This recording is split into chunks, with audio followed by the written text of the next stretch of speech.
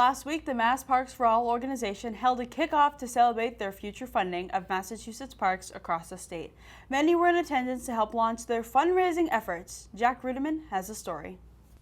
Parks in Massachusetts have not received enough funding for the past 15 years. This is due to a 50% decrease within their budget, which means they rank last in the state to prioritize their money for parks.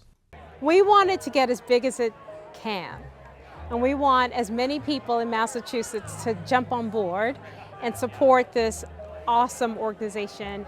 Our goal is to raise as much dollars to support MCV, Mass Conservation Voters, because it's really important that we work with our legislators at the State House to ensure that state parks have the necessary funding to remain open, to remain beautiful, and accessible for all residents of the Commonwealth. The DCR includes 50,000 acres worth of state parks. They include features that show the environment, historical sites, and recreational activities. Other factors to consider would be climate change and global warming. Ultimately, what we want to do and what I want to do is make the Department of Conservation and Recreation, number one, the best and most powerful department in the Commonwealth, number two, the best parks department in the entire country. Ever since the 20th century, the Massachusetts state park system has focused on maintaining efforts on improving parks. There has been a vision for the Commonwealth to organize projects that benefits the environment and its surroundings. A $1 billion limited maintenance has shown that state parks are not prepared to provide residents with open opportunities to appreciate nature.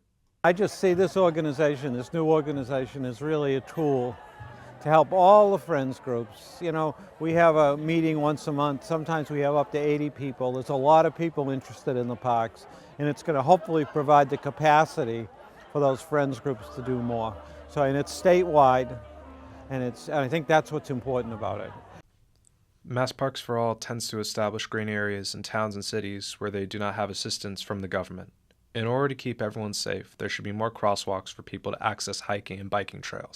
Well, you know, we're so lucky here in Massachusetts because we actually have a part of the state constitution that protects parks. Article 97 is there to protect open space, and that's what I've spent many years along with Senator Eldridge working to protect. For the past 4 years, the MCV has worked tirelessly to change how parks are viewed today. By doing so, they have introduced retained revenue, which increased $10 million to enact efforts to protect public and private land.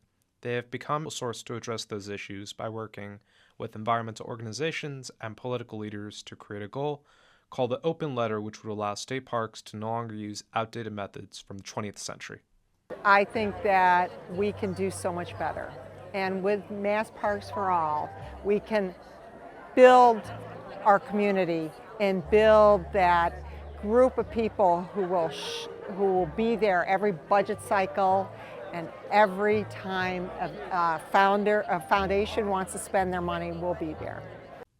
Mass Parks for All has created many objectives that they hope to accomplish in the near future. These include building more trails for the public to have easier access to and create excursions beginning in May of 2024.